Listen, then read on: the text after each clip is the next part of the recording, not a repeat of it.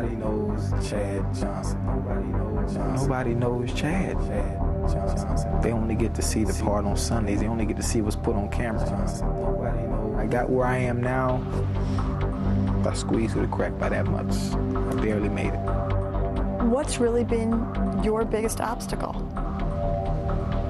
Chad. Myself. Chad Johnson established a pattern of self-destructive behavior as a child. Each time he progressed in his dream to play football, he set himself back with his own actions. Johnson was raised in Miami by his grandmother, Bessie Flowers. Throughout his childhood, Johnson didn't apply himself in school, but on the football field, he was a star quarterback. Flowers was determined to use football to teach her grandson a lesson. In order to play football, you got to make the grade first. So I asked the coach to sit him on the bench for the game. Oh, well, the coach he couldn't believe I was asking him to sit his quarterback on the bench. And I says, well, do you want me to put it in writing for you? I always felt, my talent would take care of everything. I don't have to worry about school. Man, I'm good, I'm fast, I can run, I can catch. It's gonna take, it's gonna get me over.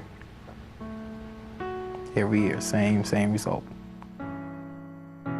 Because of his poor grades, Johnson wasn't recruited by any top Division I schools.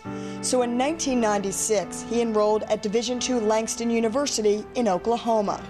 But before he ever played a game, Johnson was expelled for fighting. The following year, he enrolled at Santa Monica Junior College, where he met Charles Collins, the wide receivers coach who became a father figure to Johnson. I used football as a carrot, and if he didn't do certain things, I wouldn't let him train with me. As their relationship grew, Collins taught Johnson the skills that made him a success on the field. But in the classroom, Johnson's failures continued, and he flunked out of school in 1998. He was almost to a point where he was not going to be playing football. Pretty much everybody had given up on him. And I was really sick of him. The minute you think he's got it together, he does something else. A year later, after being readmitted to Santa Monica Junior College, Johnson was charged with domestic violence after an incident with his then girlfriend.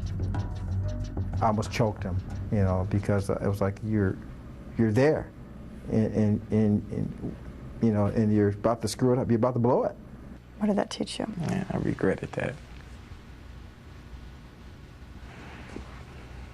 For one, keep my hands to myself, for one. I regret it, and I've never had that problem ever again since then. I was almost, like I said, going to give up on him, but it was just, I figured if I gave up on him, either he would be in jail or not here. So, as in dead? As in dead. With Collins pushing him, Johnson had a solid final season at Santa Monica and earned the chance to play at Oregon State.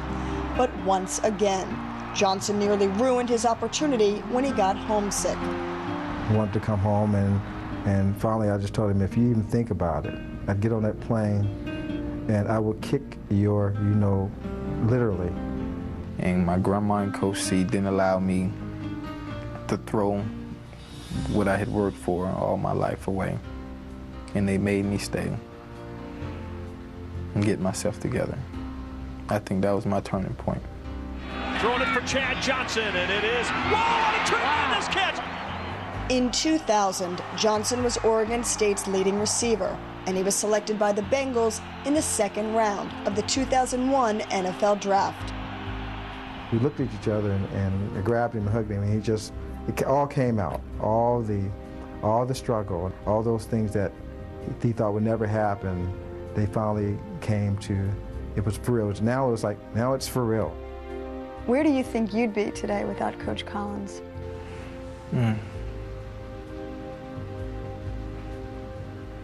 Not here. Nobody would know Chad Johnson.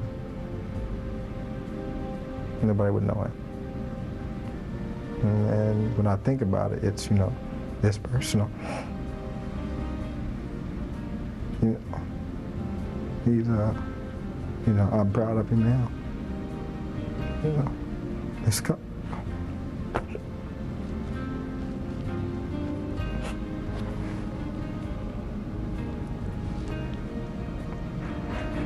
yeah. What's making you so emotional? It's hard. It's rough. You know, that's I put more energy into him sometimes than I did my own kids. It's tough to talk about sometimes.